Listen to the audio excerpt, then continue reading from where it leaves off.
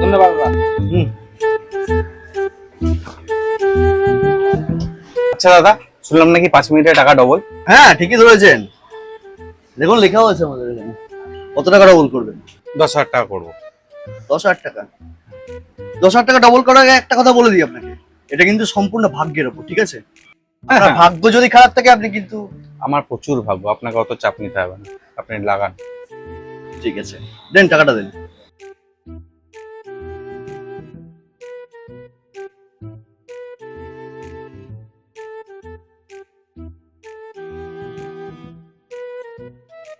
ওই 10,000 টাকা আছে, ডবল করে দে।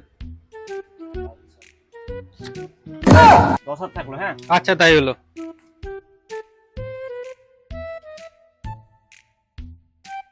জিতে গেছি, সব টাকা আমার। এ বালের ছেলে, সারা ভাগ্য খারাপ। সরি দাদা, আপনার ভাগ্য ভালো না।